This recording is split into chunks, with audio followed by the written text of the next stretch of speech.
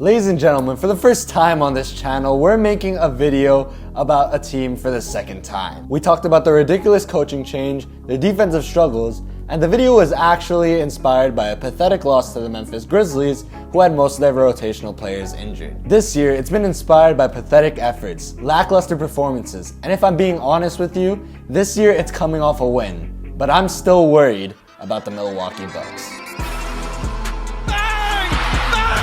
6 topics. The Bucks came out of last season disappointed, but not without hope. Sure, a loss to the Indiana Pacers was disappointing, but at the same time, that Pacers team made it to the Eastern Conference Finals. Add the fact that Milwaukee didn't have Giannis, and Bucks fans had to feel pretty good about themselves coming into this season. The goal was simple for this offseason: add some depth to the lineup without spending too much salary.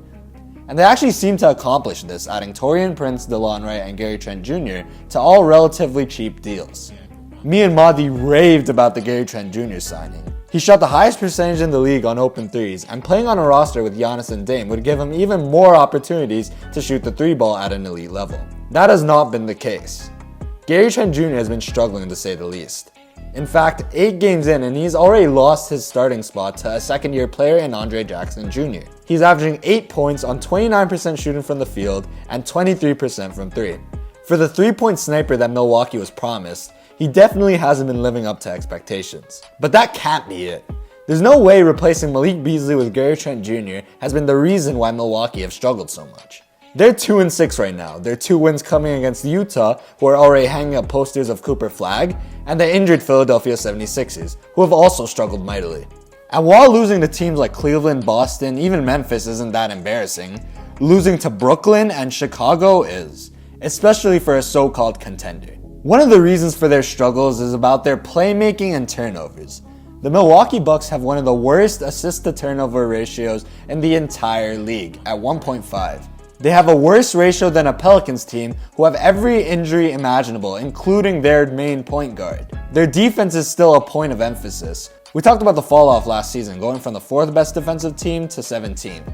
This season they've fallen down the rankings even more, going down to 19th best defense in the league. This is all with a Defensive Player of the Year candidate in Giannis and Brook Lopez, who has been struggling offensively as well, by the way. In fact, Bobby Portis as well has went from 6th Man of the Year candidate to every Bucks fan calling for him to be benched permanently. The injury to Chris Middleton hasn't helped as he remains out indefinitely. The rumors have been piling up for a while now about Giannis not being against moving elsewhere, and this core is starting to get older. Judgment Day is coming for these Bucks, and I wonder if they will look to extend this championship window as long as they can. They already showed their willingness to do this by trading Drew. For better or the worse, you can be the judge of that. But if Drew was traded, Chris is definitely not safe. But the biggest problem, and I will always repeat it until I'm proven wrong, is the man behind the bench. To this day, I do not understand the logic in the Milwaukee Bucks firing Adrian Griffin. It's easy to look back and say, why did they fire him? They were 30-13. But at the time, the discourse was that Adrian Griffin had lost the locker room. You know what I think? I think that was a lazy excuse for a front office that made a panic move because their superstar was unhappy with the game plan. I think this was a move to please their superstar as much as they can before he leaves them. They did the same thing with the Damian Lillard trade, which ended up putting Boston over the top to win a championship. Doc Rivers is not a championship level coach in 2024. He has been gifted talented teams over his coaching career, and he's been carried by them the entire time. His whole legacy is being fed off that one championship in 2008, a team that was also incredibly stacked. The issue is, the Bucks are stuck with him.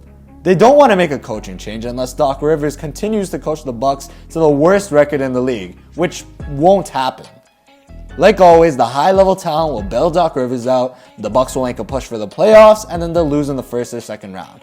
An endless cycle. From the Bucks front office, end it now. Take all the backlash, the trash talk, the slack from the media and the fans, and click the reset button. One thing about the whole mentality of their front office that I actually agree with is that they have to extend this championship as much as they can. They will not do that with Doc Rivers at the helm, and they most certainly can't be a championship contender if Giannis Antetokounmpo leaves. The rumors about him leaving if the Milwaukee Bucks have another disappointing season have started to come up again, and mock trades are being spammed all over social media by fans of the teams who are hoping to get a shot at the Greek Freak. Milwaukee, you have him. It's time to add a championship mindset behind the bench, because as long as you have Doc there, you are going nowhere. And with that being said, it's been Yusuf Abbas. Leave your thoughts on the Milwaukee Bucks in the comments below. Be sure to subscribe, and we'll see you guys in the next video.